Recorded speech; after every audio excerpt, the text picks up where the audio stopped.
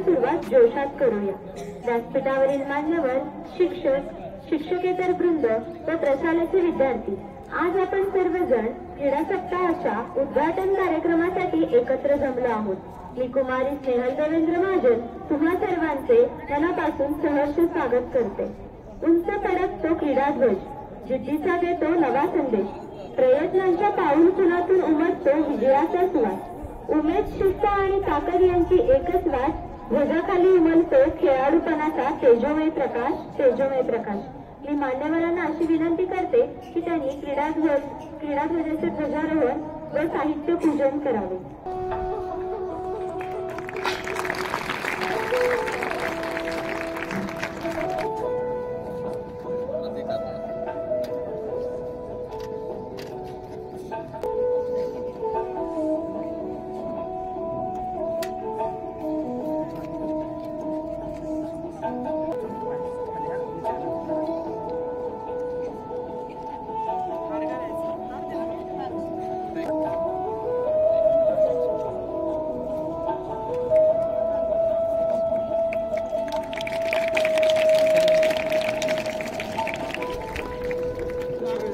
ते नंतर आहे ना, ते क्रीडा ज्योतीला आहे पुजारी, ते ज्योतीला नंतर आहे अशी थोडंसं।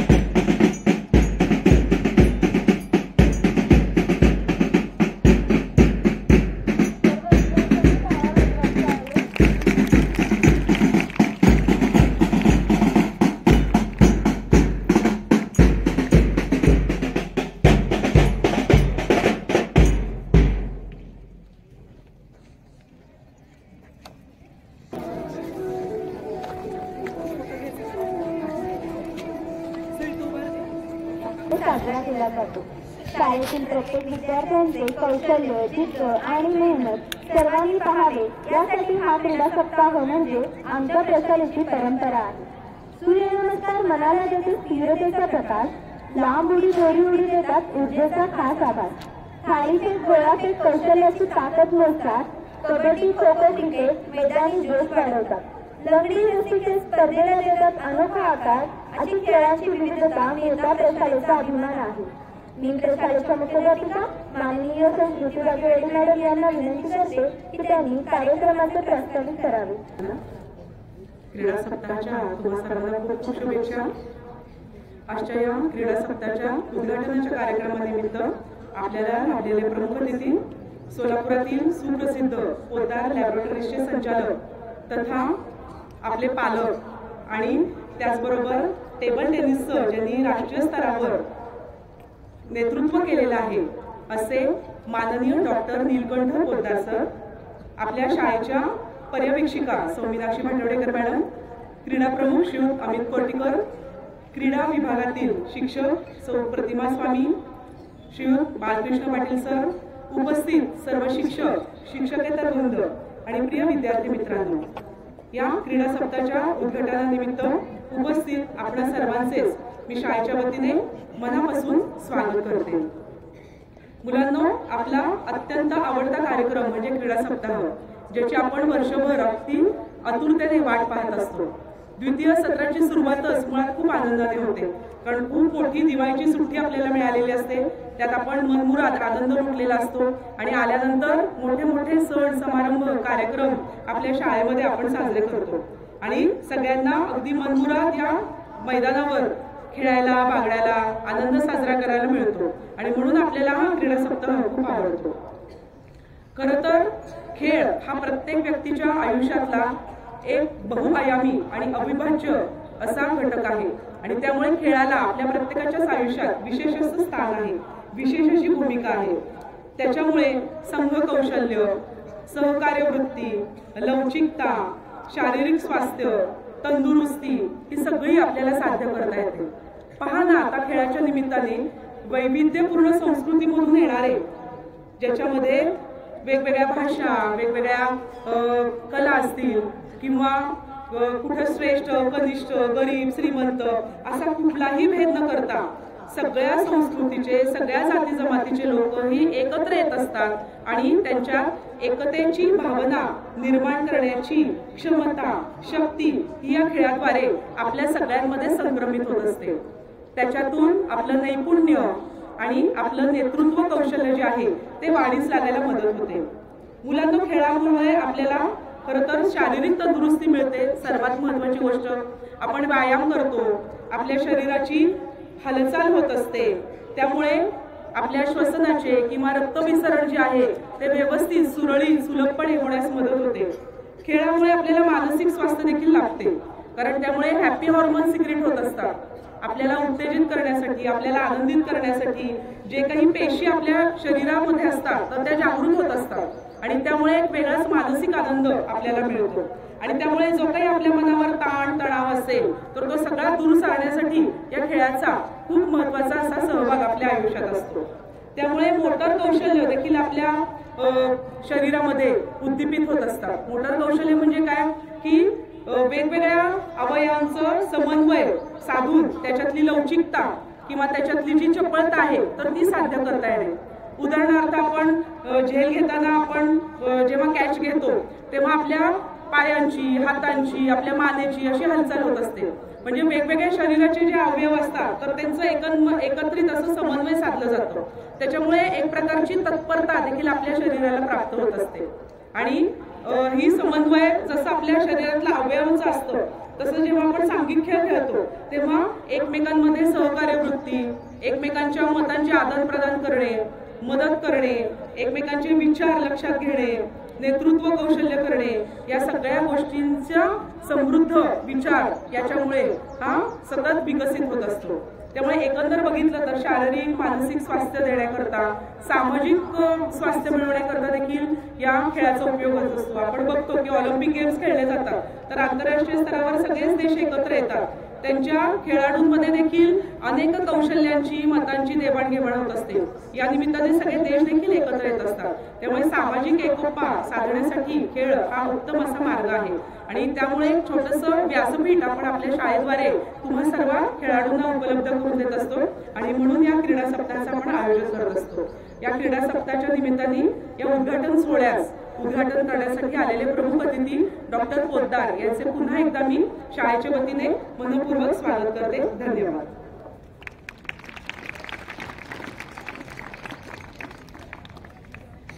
तर सांघिक खेळ एकता आणि सहकार्याची शिकवण देतात. प्रत्येक खेळात परिश्रम आहे, ध्येय आहे आणि चांगल्या क्रीडा गुणांची सुंदर शिकवणही आहे. अशा या विविध खेळांच्या साक्षीने आमचा क्रीडा सप्ताह आज पुन्हा एकदा उजळणार आहे. विद्यार्थ्यांची उमेद, शिक्षकांचे मार्गदर्शन, सर्वांच्या उपस्थितीचा आशीर्वाद यामुळे ह्या कार्यक्रमाला प्रत्येक वर्षी अधिक भव्य व संस्मरणीय ठरतो. मी कुमारी स्वामिनी पवार हिला विनंती करते की तिने प्रमुख अतिथींचे परिचय करून द्यावा. व्यासपीठ आणि व्यासपीठावरील सर्व मान्यवर आजच्या क्रीडा सप्ताहानिमित्त लाभलेले प्रमुख अतिथी यांची अगदी थोडक्यात ओळख करून देण्यासाठी मी या ठिकाणी उभी आहे. आजच्या या कार्यक्रमासाठी लाभलेले प्रमुख अतिथी माननीय श्री डॉक्टर नीलकंठ विश्वनाथ पोद्दार सर यांचे शिक्षण पुढील प्रमाणे. MBBS MD पॅथॉलॉजी शाळेत असताना राष्ट्रीय स्तरावरील शिष्यवृत्ती त्यांनी संपादित केली. त्यांचे MBBS BM medical college Solapur येथे झाले. त्यांचे MD GMC Vandre hospital Miraj येथे पूर्ण झाले. BM मेडिकल कॉलेजमध्ये असिस्टंट प्रोफेसर म्हणून त्यांची वैद्यकीय कारकीर्द सुरू झाली. MPSC परीक्षा टॉप रँकवर येऊन ते उत्तीर्ण झाले. 1996 पासून डॉक्टर पोद्दार लॅबोरेटरीज येथे कन्सल्टंट पॅथॉलॉजिस्ट आणि संचालक पदावर ते कार्यरत आहेत. पोद्दार लॅब ही सोलापूर जिल्ह्यातील एकमेव NABL मान्यताप्राप्त लॅब आहे. त्यांचे राष्ट्रीय आणि आंतरराष्ट्रीय स्तरावर अनेक संशोधन पेपर प्रकाशित झाले आहेत. त्यांनी अनेक व्याख्याने दिली आहेत. त्यांना पेपर प्रेझेंटेशनसाठी सन्मानार्थ अनेक बक्षिसे प्राप्त आहेत. सोलापुरातील इंडियन मेडिकल असोसिएशनचे सेक्रेटरी म्हणून त्यांनी उत्कृष्टरित्या काम पाहिले आहे. त्यांच्या कारकिर्दीत IMA बेस्ट अचिव्हर अवॉर्डने पुरस्कृत केले गेले. त्यांना टेबल टेनिसची विशेष आवड आहे. या खेळात त्यांनी नैपुण्य मिळवले आहे. राष्ट्रीय स्तरावर विद्यापीठामार्फत त्यांनी सहभागी होऊन अनेक बक्षिसे मिळवली आहेत. IMAचे राष्ट्रीय पातळीवरील गोल्ड मेडलिस्ट आहेत. याशिवाय सरांना गाणे ऐकणे, संगीत ऐकणे, टीव्हीवर खेळ पाहणे याची त्यांना खूप आवड आहे. सर, आजच्या क्रीडा सप्ताह सोहळ्यात उपस्थित राहिल्याबद्दल आभार. ॲथलेटिक्स चॅम्पियन 2025 एकूण 24 पदके, सुवर्ण 8, रौप्य 10, कांस्य 6. एशियन युथ गेम्स 2025 एकूण 48 पदके, सुवर्ण 13, रौप्य 18, कांस्य 17. भारताची 2025 मधील प्रमुख क्रीडा पदके व कामगिरी.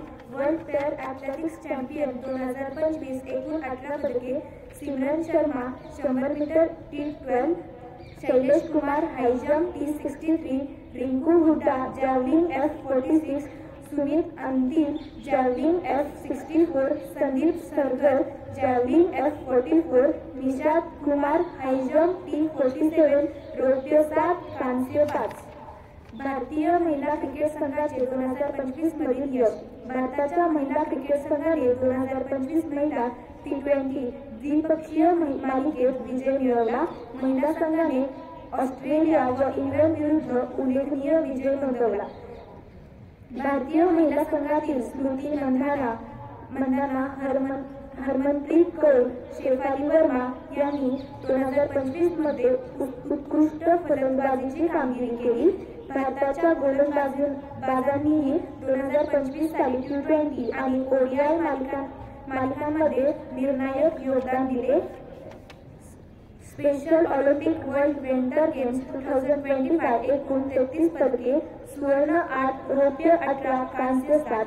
वर्ल्ड युनिव्हर्सिटी गेम्स 2025 एकूण 12 पदके, सुवर्ण 2, रौप्य 5, कांस्य 5. धन्यवाद.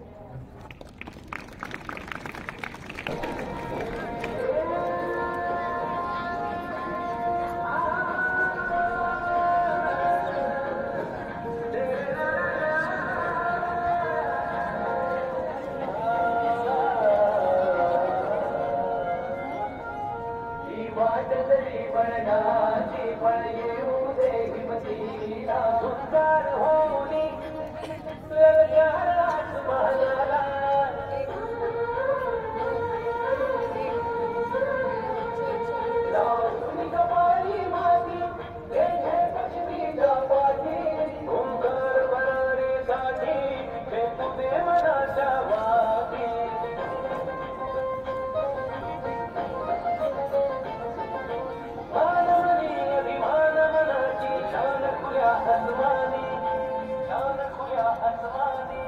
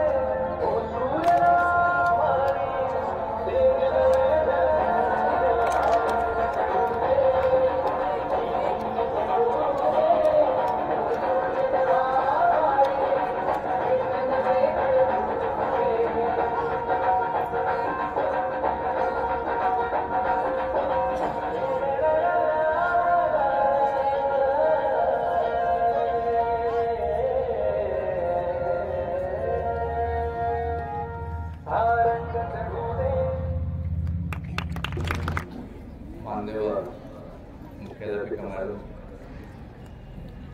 मिसेस बागेवाडी,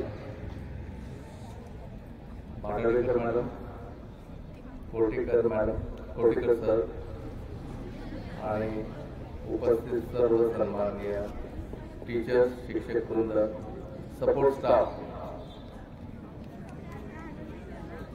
आज इथे मी जेव्हा पहिल्यांदा प्रविष्ट झालो, खूप 10 वर्षाखाली जेव्हा माझी कन्या या शाळेची माझी विद्यार्थिनी म्हणून तिला मी ड्रॉप करायला कधी कधी यायचो आणि एक हेवा वाटायचा या शाळेत जेव्हा मी यायचो त्यावेळी. कारण सोलापुरात अशा एवढं भव्य मैदान, एवढी ओपन स्पेस असलेली शाळा क्वचितच तुम्हाला मिळेल. तर तुम्ही सगळे भाग्यवान आहात मुलांना आणि मुलींनो की तुम्हाला एवढं मोठं मैदान इथे खेळायला मिळालेलं आहे. मागाशी माझी ओळख करून देताना आपल्या लाडक्या विद्यार्थ्यांनी सांगितलं की मी स्पोर्ट्स मध्ये खूप काही अचीव केलं आहे, पण मी स्पोर्ट्स हा अगदी सिरियसली घेतलेला नव्हता. कारण मे बी अभ्यास आणि खेळ, वेळ मिळाला तर खेळ, असं काहीच समीकरण आम्ही जेव्हा स्टुडंट्स होतो त्यावेळी असायचं. पण आता एवढ्या वर्षांच्या खेळल्यानंतर आणि एवढ्या तपश्चर्यानंतर आणि आमच्या व्यावसायिक आमच्या वाटचालीनंतर एक गोष्ट मात्र नक्कीच कळली की जो काही चांगला तुमचा काळ आहे, ज्या चांगल्या आठवणी आहेत, त्या केवळ आणि केवळ खेळामुळे तुम्हाला प्राप्त होतात. त्यामुळे तुम्ही सगळ्यांनी खेळलं पाहिजे. आता मगाशी मॅडमनी त्यांच्या जेव्हा मनोगत व्यक्त केलं त्यावेळी त्यांनी बऱ्याचशा गोष्टी त्यांनी सायंटिफिकली सांगितल्या आणि ते खऱ्याच आहेत. त्यांनी एक हॅपी हार्मोनचा उल्लेख केला ज्याला आपण एन्डॉर्फिन म्हणतो. एन्डॉर्फिन एक हार्मोन आहे आणि ते फील गुड हार्मोन किंवा हॅपी हार्मोन म्हणून पण असतं. आणि ग्रंथी 2 प्रकारचे असतात. मी आता तुमचं लेक्चर घेणार नाहीये, अंतरस्रावी ग्रंथी आणि बहिर्स्रावी ग्रंथी याच्यावर बोलायचं नाहीये. मला फक्त त्याचे फिजिओलॉजिकल तुमच्या शारीरिक जडणघडणीत किंवा तुमच्या व्यक्तिमत्व विकासामध्ये ज्या हार्मोन्सचा महत्वाचा रोल आहे, अशी सगळी हार्मोन्स खेळामुळे सिक्रिएट होतात आणि त्यातलं महत्वाचं असतं एन्डॉर्फिन. एन्डॉर्फिन करतं काय, तुम्ही समजा स्ट्रेस सारख्या सिच्युएशन मध्ये असाल, मे बी घरचे काही टेन्शन असतील किंवा शाळेतली काही टेन्शन असेल, अभ्यासाची असतील, अजून काही जवळच्या मित्राबरोबर मैत्रिणीबरोबर भांडण झालं तर टेन्शन असेल, हे सगळं तुमचं त्या खेळामुळे निघून जातं. म्हणजे तुम्ही इतके जोरात मोठ्याने भांडले असणार आणि एकाशी गट्टी म्हणून तुम्ही बरेच 2-3 दिवस असं बऱ्याचदा झालं. म्हणजे आम्ही जेव्हा स्टुडंट्स होतो असायचं, आम्ही असे करायचो आणि चला बोलती बंद, पण त्यातनं आम्ही जे उभारून यायचो आणि नकळत व्हायचं हे सगळं, ते केवळ खेळामुळे व्हायचं. त्या खेळामध्ये म्हणजे मॅडमने सांगितल्याप्रमाणे तुम्ही सगळे त्यात उच्च नीच कोणी नाही, जात जमात काही नाही, फक्त एक कल्चर आणि एक धर्म आहे, तो म्हणजे खेळ. आणि त्यामुळे तुम्ही सगळे एकत्र येता. हा एक झाला भाग. दुसरा भाग मला वाटतं की कॉम्पिटिटिव्ह खेळाचं पण तेवढंच महत्व आहे. कॉम्पिटिटिव्ह खेळ म्हणजे आता तुम्ही क्रिकेट खेळता किंवा बॅडमिंटन खेळता किंवा इंडोर स्पोर्ट्स खेळता किंवा ऍथलेटिक्स खेळता, ह्या सगळ्यात महत्वाचं एक तुम्हाला शिकवण त्यातनं मिळते, म्हणजे तुम्ही पराभव पचवायला शिकता आयुष्यात. आणि आयुष्यात खूप महत्वाचं आहे असं मला वाटतं. कारण जिंकल्यानंतर आपण म्हणतो की चला अरे काय तो मारल्यासारखा करतोय आता, तर जिंकल्या आणि हारल्यानंतर एखादा डिप्रेशन मध्ये जातो की अगदी तो म्हणजे अदूक होतो आणि निराश झालेला असतो. तर खेळामध्ये हे अगदी सहज घडत असतं.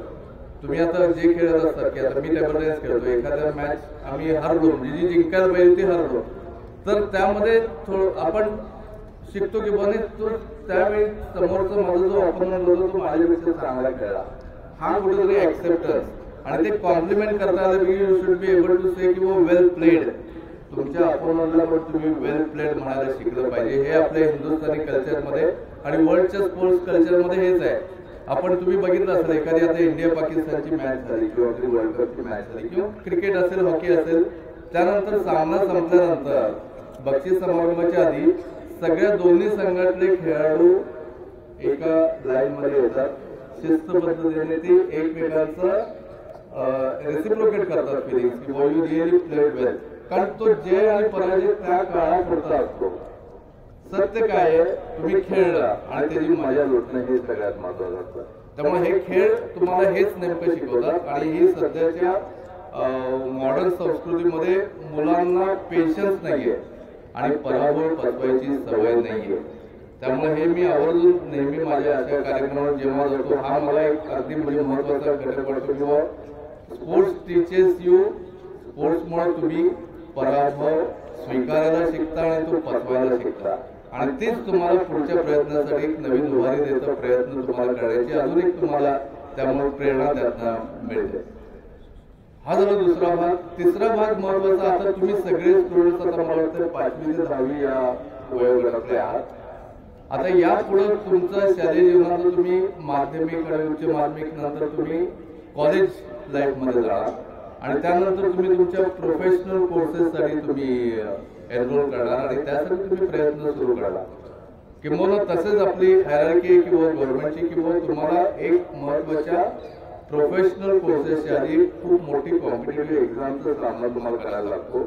आणि हे जी कॉम्पिटेटिव्ह एक्झामिनेशन असतात, मग ती मेडिकलची असेल किंवा इंजिनिअरिंगची असेल किंवा इतर काही कोर्सेसची असेल किंवा IAS, administrative services, police services, revenue services, जे काही असेल त्या सगळ्यांच्या जो परीक्षांचा पॅटर्न आहे तो नीट ज्याला आपण म्हणतो किंवा CET ज्याला म्हणतो, त्याला त्या म्हणजे त्याला आपण काय म्हणतो मल्टिपल चॉईस क्वेश्चन अशा टाईपच्या परीक्षांना तुम्हाला सामना करायचा असतो यावेळी. आणि त्यावेळी तुमच्या उत्तरांमध्ये नेमकेपणा येणं खूप गरजेचं असतं. की त्यात म्हणजे तुम्हाला डिस्क्रिप्टिव्ह असा निबंध द्या किंवा 1-2 ओळी किंवा 4 ओळी त्याचं उत्तर द्या, हे नाहीये. तर त्या 4 ओळींपेक्षा 2 ओळी किंवा पॅराग्राफ पेक्षा नेमकेपणा, अगदी objective yes or no, true or false अशाच पद्धतीच्या म्हणजे नेमकेपणा जिथं अपेक्षित आहे अशाच प्रश्नांचा भडीमार तुम्हाला होणार असतो. आणि तो तेवढ्या कमीत कमी वेळात तुम्हाला ते उत्तर द्यायला लागतं. आणि अजून महत्वाचं म्हणजे त्याच्यामध्ये सगळ्यात कमी वेळात द्यायचं असल्यामुळे रिफ्लेक्सॉलॉजी जी आहे, रिफ्लेक्सेस तुमचे शार्प असणं खूप गरजेचं असतं. आता मी हे टेबल टेनिस सारख्या इंडोर स्पोर्ट्स, रॅकेट स्पोर्ट्स मध्ये जास्त अनुभव की तुमचे रिफ्लेक्सेस फार एकदम फास्ट होतात. त्यामुळे की समोरचा जो बॉल देणार आहे तो माझ्या बॅकहँड देणार आहे किंवा फोरहँड देणार आहे किंवा काही अजून काही स्पिन करणार आहे, हे तेवढ्या क्षणात तुम्हाला त्याचं एक सवय म्हणण्यापेक्षा तुमच्या बॉडीला एक कॅपॅसिटी येऊन जाते किंवा I can digest the repeat. आणि हे जे digesting the repeat and accepting the repeat जो करतो तो आयुष्यात 100% यशस्वी होतो. फक्त तुम्हाला ते ऍक्सेप्टन्स तुम्हाला करता आलं पाहिजे किंवा हे केवळ आणि केवळ स्पोर्ट्स मध्ये शक्य होतं. त्यामुळे खेळ आणि अभ्यास, अभ्यास आणि खेळ ह्या 2 गोष्टी इंटरचेंजेबल आहेत.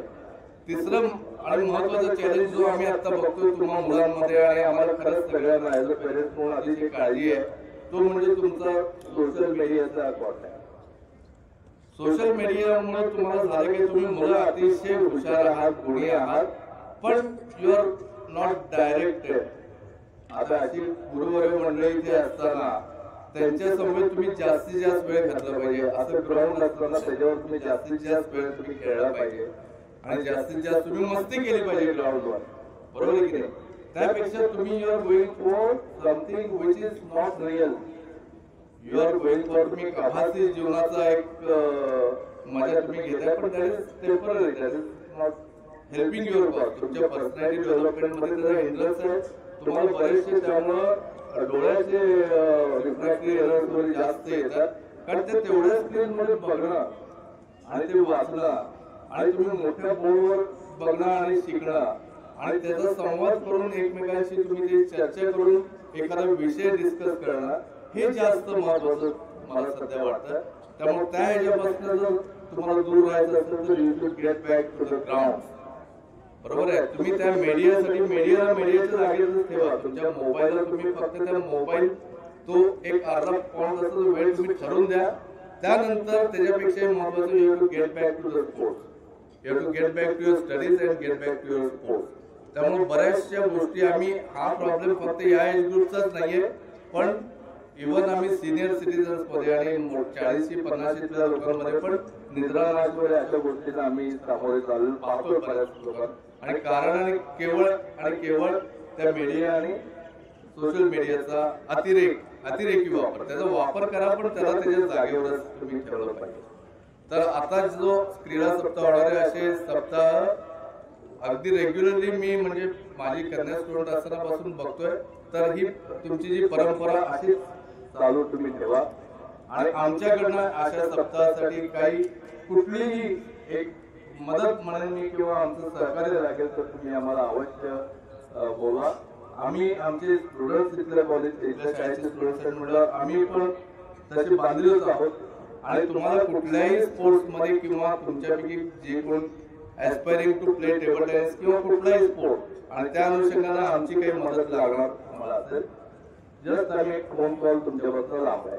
तुम्ही फक्त सांगायचं हा विद्यार्थी किंवा ही विद्यार्थी अशा स्पोर्ट्स मध्ये खूप चांगली आहे, तर तिला आपल्याला पुढच्या हायर काही डेव्हलपमेंटसाठी तिला काही लागणार आहे किंवा तिला आम्ही आमचे बरेचसे कॉन्टॅक्ट या लेवलला असतात. क्रीडा अधिकारी पासून तुमच्या जिल्हा आणि स्टेटच्या ऑलिम्पिक असोसिएशनपर्यंत आमचे ओळख असते यामुळे. त्यामुळे तशा विद्यार्थ्यांना काही आपल्याला मदत करायची असेल तर तुम्ही आम्हाला कधी आवाज द्या, विल बी रेडी. त्यामुळं हे केवळ एक मला वाटलं की बाबा तुम्हाला सगळ्या मित्रांबरोबर जे शेअर करायचं होतं, मला वाटतं बऱ्याचशा गोष्टी अजून बोलण्यासारख्या आहेत, पण तुम्ही बऱ्याच वेळापासून असेच ताकद वाढलेली आहात. तर तुम्हाला सर्वांना माझ्या आमच्या पूर्ण फॅमिलीकडनं, आमच्या स्पोर्टिंग फॅमिलीकडनं येत्या दिवसात जो तुमचा क्रीडा सप्ताह आहे प्रत्येकाने तो फुल्ली एन्जॉय करायचा आहे. मला तशी ग्वाही पाहिजे आणि त्यासाठी आपल्या मेहता स्कूलचं किंवा नोमावीचं किंवा हरिवाईचा जो एक टाळ्यांचा एक वेगळा गजर आहे तो मला ऐकायची इच्छा आहे. मला वाटतं 3 टाळ्यांचा जो तुमचा संच तुम्हाला ऐकायला नक्कीच माझे कान आतुर आहेत. तर तुम्हाला मी सांगितलेल्या गोष्टी पटल्या असतील तर मला एक वाटतं तुम्ही स्वतःसाठी एकदम मोठ्या टाळ्यांचा गजर तुम्ही सर्वांनी करावा. 1 2 3.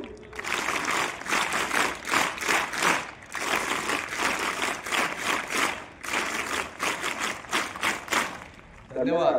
तुम्हाला सर्वांना पुढच्या तुमच्या क्रीडा आणि शैक्षणिक वाटचालीसाठी शुभेच्छा. सर्व टीचर्सना आणि मान्यवरांना आणि सर्व सपोर्ट स्टाफला या क्रीडा सप्ताहानिमित्त शुभेच्छा देतो आणि हा उपक्रम असाच मोठ्या प्रमाणात आपण चालू ठेवावा एवढं बोलून मी माझं मनोगत संपवतो. धन्यवाद. नमस्कार. आजच्या क्रीडा सप्ताहाच्या कार्यक्रमासाठी उपस्थित सर्व मान्यवरांचे आभार व्यक्त करण्याची संधी आज मला माझ्या वरिष्ठांनी दिली, त्याबद्दल त्यांचे खूप आभार मानतो. क्रीडेच्या रंगातून रंगून जाऊ, मैत्रीचा धागा नात्यात विणू. जिंकणे हरणे हा खेळाचा नियम, खेळातूनच आपण माणूस पण शिकू. असे व्यक्तिमत्व बाळगणारे आजचे प्रमुख पाहुणे माननीय श्री निळकंठ पोद्दार सर हे आपल्या व्यस्त दिनचर्येतून वेळात वेळ काढून येथे उपस्थित राहिल्याबद्दल त्यांचे खूप आभार मानतो. तसेच हा कार्यक्रम यशस्वी करण्यासाठी मार्गदर्शन करणारे आणि पाठीशी सदैव खंबीरपणे उभे राहणारे संस्थेचे अध्यक्ष माननीय श्री राजेशजी पटवर्धन सर, तसेच वेळोवेळी सहकार्य करून प्रोत्साहन देणाऱ्या शाळेच्या मुख्याध्यापिका माननीय सौ स्मृती बागेवाडी मॅडम, शाळेच्या पर्यवेक्षिका माननीय सौ मीनाक्षी बागेवाडी मॅडम, सर्व शिक्षक व शिक्षकेतर वृंद यांचेही मनापासून आभार. हा कार्यक्रम नियोजनबद्ध करण्यासाठी ज्यांनी प्रत्यक्ष अथवा अप्रत्यक्ष कार्य केले त्या सर्वांचेही खूप आभार. आणि या कार्यक्रमाला खरी रंगत आणणाऱ्या, विविध कलाकृती सादर करणाऱ्या सर्व विद्यार्थी कलाकारांचे मी उपस्थित सर्वांच्या वतीने आभार मानतो आणि मान्यवरांच्या संमतीने हा कार्यक्रम इथेच संपन्न झाला असे मी जाहीर करतो. धन्यवाद.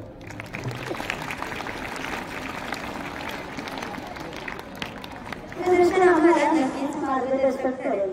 मी पुढील सूत्रे कोळीकर सरांकडे मी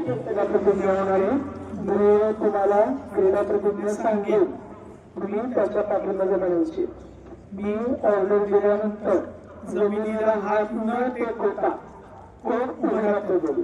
तयार? रे एक्सार खडंगे अशी शपथ घेतो की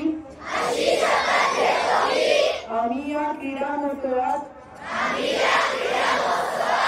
लाडूतीने सहभाग घेऊ. या क्रीडा महोत्सवात होणाऱ्या क्रीडा प्रकारात आम्ही सर्व उत्साहाने भाग घेऊ. उत्तम खेळाचे प्रदर्शन करू. सर्व नियमांचे आम्ही पालन करू. जय पराजय आनंदाने स्वीकारू. पंचांनी दिलेला निर्णय अंतिम मानू. स्पर्धा निकोपट वातावरणात पार पाडू. आमच्या शाळेचा व देशाचा सन्मान करू व गौरव करू. या क्रीडा महोत्सवात भाग घेऊ अशी मी प्रतिज्ञा करीत आहे. जय हिंद.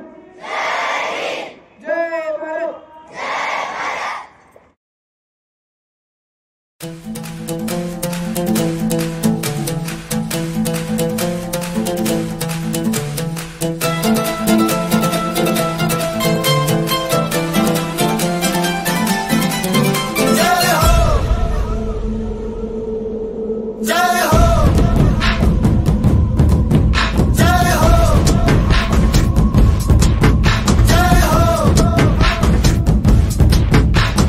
आजा आजा जिंद शामी आने के तले, आजा जरी वाले नीले आसमाने के तले.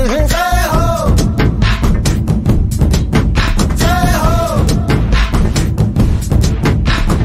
आजा आजा जिंद शामी आने के तले, आजा जरी वाले नीले आसमाने के तले.